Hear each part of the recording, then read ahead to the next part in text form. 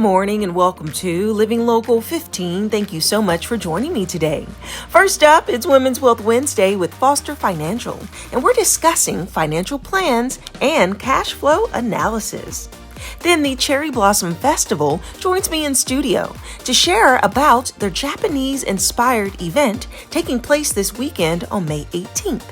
You can enjoy Japanese culture, music, food, and so much more. Then the Hoosier Lottery is with me, and we're discussing how the lottery truly impacts our community in a positive way. Are you ready? Let's get started. Fashion, food, and fun. You're watching Living Local 15 with your host, Jessica Williams.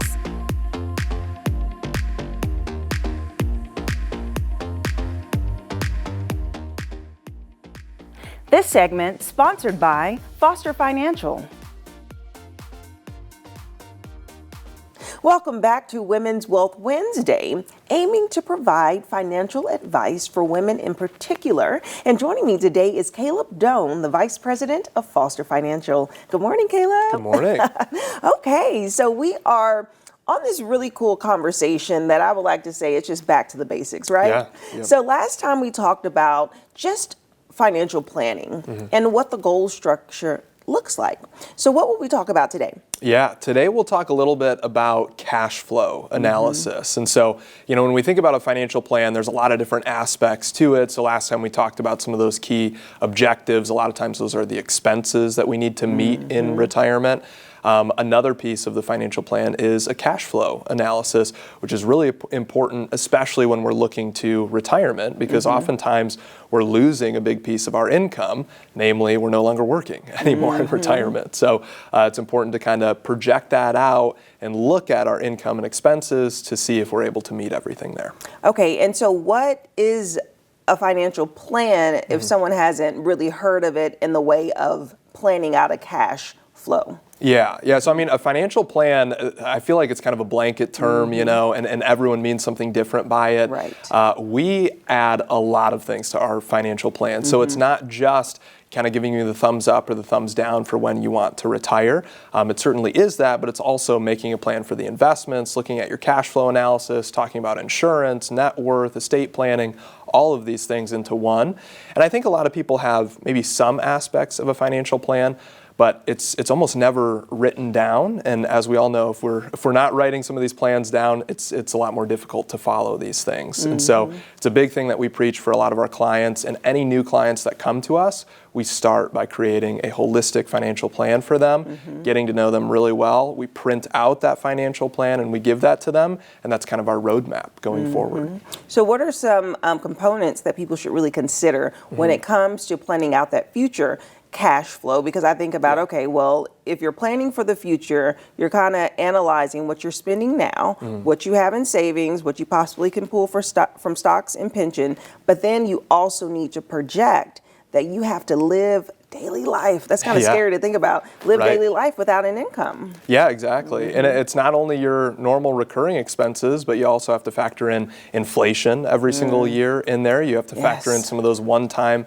expenses that come up, like a new vehicle or home improvement or moving houses.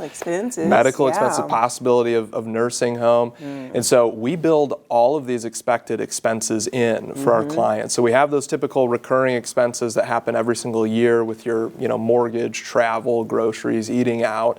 But then we have those one-time expenses built in, a new vehicle every 10 years or something like that. Home improvement every 5 years. Someone says they need a new roof in 10 years. And so we build that in as well. And that cash flow analysis shows every single year in retirement your income, which is typically Social Security, maybe pension, and the income from your investments. Shows all of your expenses, and then we see, are we in the red or are we in the black? If we're in the red, it means we need to pull a little bit from the investment accounts, and that's perfectly fine. And then we project this forward every single year in retirement, and we basically say, okay, is the nest egg that we built up sufficient to meet all of these recurring and one-time expenses? Yeah, and it's so many there's so many different variables because it's like our life expectancy is different. So how do you plan? Are you planning for 10 years, 15 years? I want to live an extra 50, once you retire. So it's like, how long do you plan for, and is that a tedious process? Yeah, even that we try to customize to the client too. By default, we have women living till 94 and we have men living till 92. And that's above the averages a little bit there.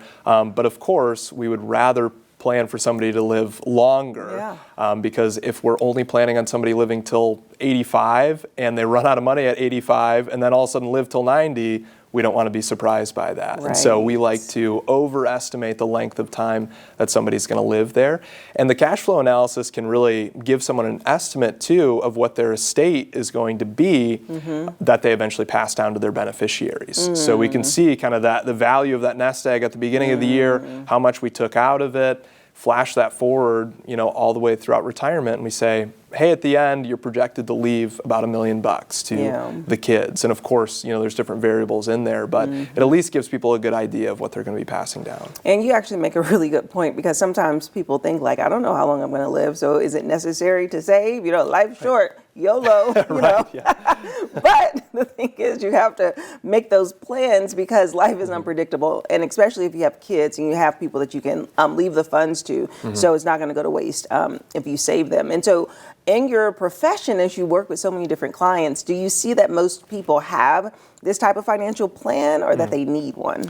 Yeah, I mean, certainly people have aspects of it, and maybe they've, kind of thought, hey, I roughly want, $1 million at retirement. But oftentimes even that is just kind of based on some best practice that they've heard. It's very rare for somebody to have a personalized, holistic financial plan. And so that's why we like to start with that for clients when they come in. We make sure it's tailored to them, it's written down, and then again, that's our roadmap going forward. And it just gives people that kind of clarity and confidence that they need for the financial plan. Everyone's on the same page and we're pushing towards the same goals. Okay, so it sounds like people have concepts to a plan. Right, exactly, yeah. But they need the actual plan with you all. Yeah.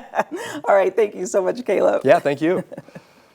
So in order to take that concept and turn it into a real functional plan, you need to contact Foster Financial. They can help you step by step. We'll include their phone number below to give them a call, and I look forward to seeing you after the break. This segment sponsored by Foster Financial. Have an idea for the show? Want to find out how you can be a guest? Contact us at livinglocal15@wayne.com.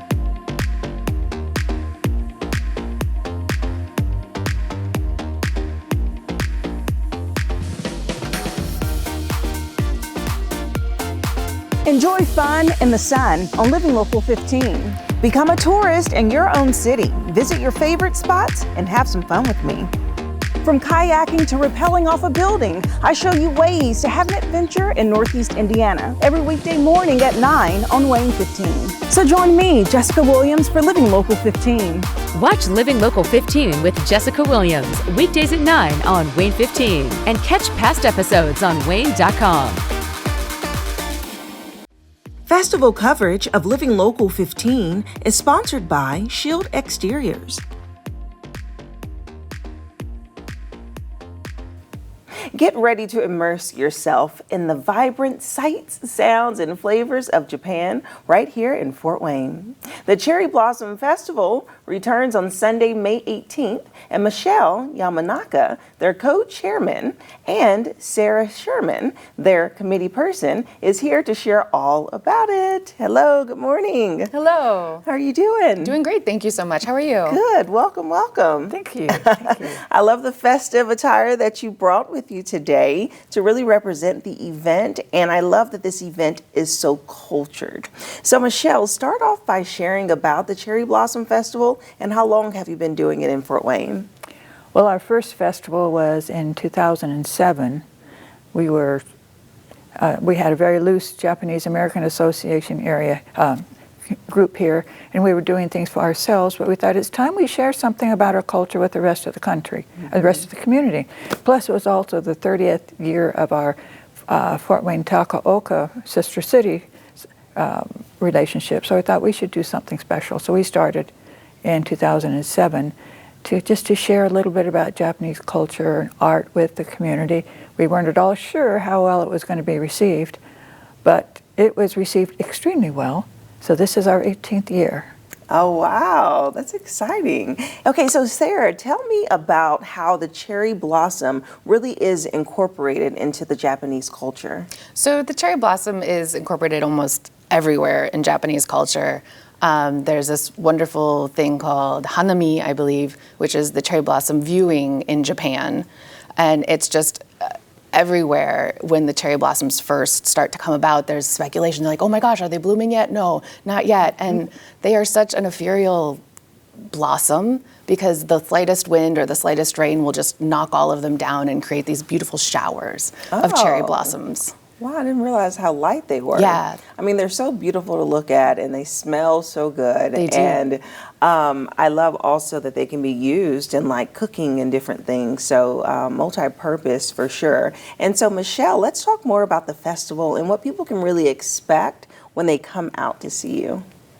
Well, they can expect to experience Japanese culture from various levels. From the very traditional, we have two people coming from New York who will be playing the koto and the shamisen, which are very traditional musical instruments.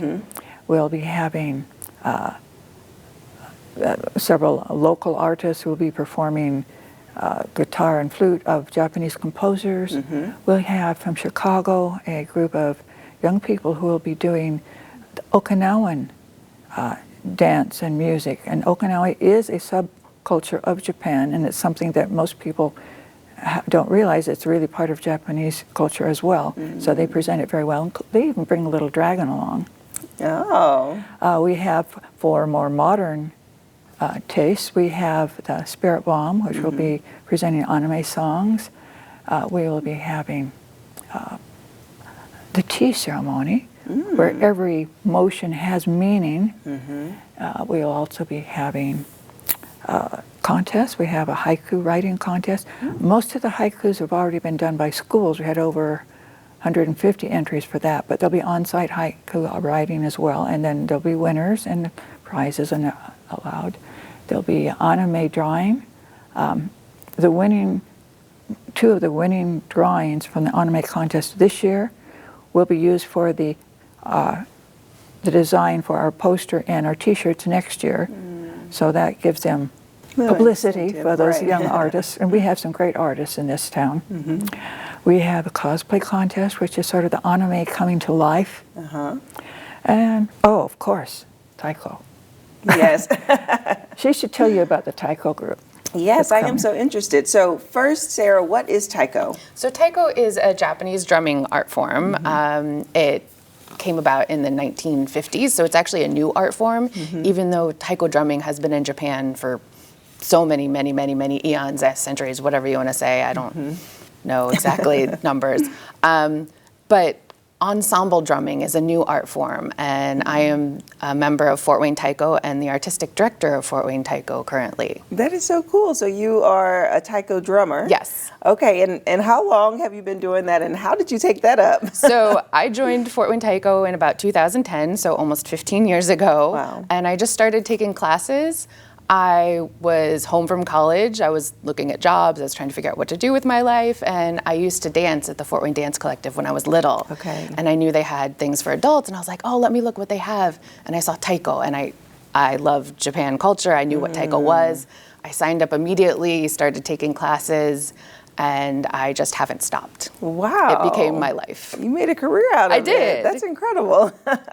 And so let's also, while we're talking about culture things, talk about your apparel today. Like, what does this represent? So this is my Fort Wayne Taiko Happi coat, Happi.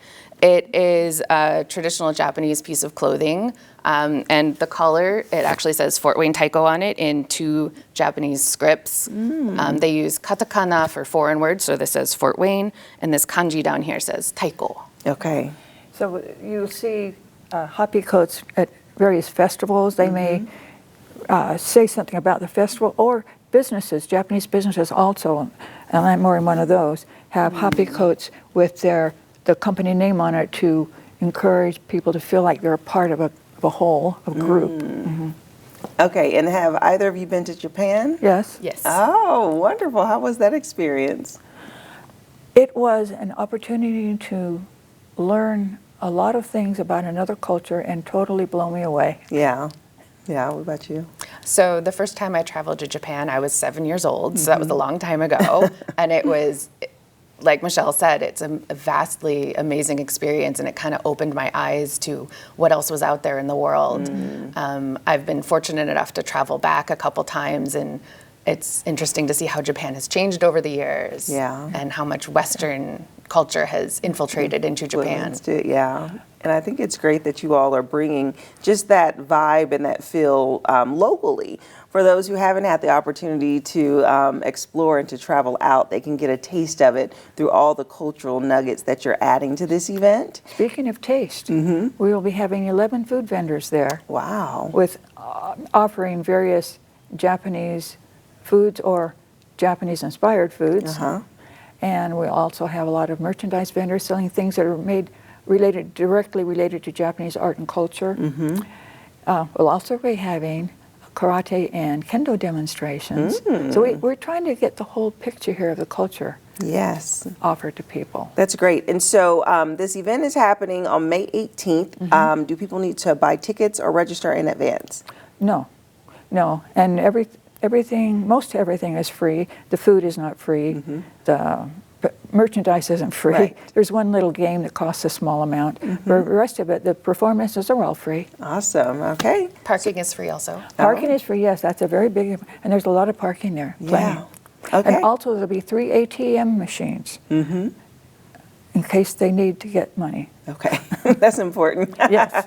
Okay, so the free event is taking place soon. Thank you so much for coming in to share all about it. And if you would like more information about the Cherry Blossom Festival, as it takes place on Sunday, May 18th, we'll have their website listed below so that you can see all they have to offer, from entertainment, from food, and so much more. You don't want to miss it, and I'll see you after the break. Festival coverage of Living Local 15 is sponsored by Shield Exteriors. Follow us on social media at Living Local 15.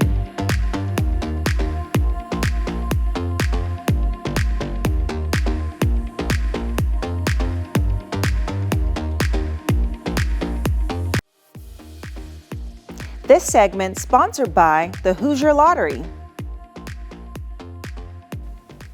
Each May, there are national observances that honor teachers, police, and firefighters. And here to tell us why this is so meaningful to the Hoosier Lottery is our friend Sarah Taylor, the Executive Director of the Hoosier Lottery. Welcome back, Sarah. Thank you for having me. Good we to love see being you. here. Yes, love to have you here. Okay, so this month of May is really important to the Hoosier Lottery. In what way? Why is it so special? Well, as you mentioned, those national observances days for police, firefighters, and teachers, those are very special to us because Hoosier Lottery proceeds help those retirees. Oh, wow. That's incredible. Okay, so the funds supports firefighters, police officers, and teachers? Yes, so That's every huge. year we give $30 million back to the Teacher Retirement Fund and $30 million to the local police and firefighter pensions. It's all part of our commitment to a stronger, smarter, safer Indiana. Oh, I like that. And we love our Hoosier heroes and Yeah. especially helping them in their retirement. Yeah, I love that, Hoosier Heroes. Okay, so tell me more about how exactly the Hoosier Lottery contributes to the entire state of Indiana. Well, as you've heard us say, we're now 35 years old. Yes. And we've contributed more than $7 billion to those good causes. So Teacher Retirement Fund, local police and firefighter pensions, and then the Lottery Surplus Fund. Oh, okay. So what is this Lottery Surplus Fund, and tell us how it works? So it helps lower and reduce the motor vehicle excise tax up to 50% when you go to plate and register your vehicle. Huh. Okay. And so how does that benefit Hoosiers exactly? So it ends up benefiting every county and every Hoosier when they go in to plate their vehicle, whether they play the lottery or not. And we keep information on our website. It's HoosierLottery.com/giving back, and there's a county by county breakout by county of those various funds, including that Lottery Surplus Fund. Wow. And so that impacts everyone, because I know that time of year that comes, when it's time to put that license on your vehicle, and that is quite a costly expense. So you're saying the surplus fund contributes? Yes, and helps reduce it so that when you go in and pay, it's actually lower than it would have been. Yeah, I love that. I love learning about what you all have going on, because it's more than just like playing the lottery. And people think sometimes like, oh, I'm playing, then what happens to the funds? That's right, because we're paying the winners, we're paying the retailers. But at the end of the day, it goes to these various causes that we're celebrating in May. Yeah, so it makes people feel better when they play. And it's like, this will go to teachers and firefighters and police officers. Yes, we all have one of those heroes in mind, I think. Yes, I love it. Well, thank you so much for coming in. Anything else you want to mention before you leave? Well, yes, please play responsibly, and you must be 18 and older. So thank you for letting me add that in. Yes, good to see you. Good seeing you. And if you would like more information about the Hoosier Lottery and also learn about these initiatives and the way that they support our community and state as a whole, we'll have their website listed below, and I'll see you after the break. This segment sponsored by the Hoosier Lottery. Living Local 15, proudly driven by the Kelly Automotive Group.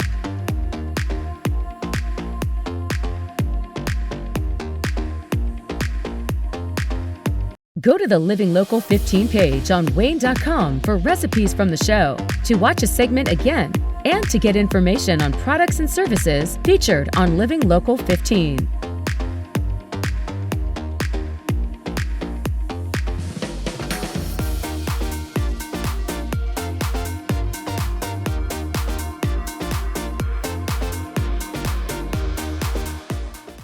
Content segments during today's Living Local 15 were paid for by these sponsors.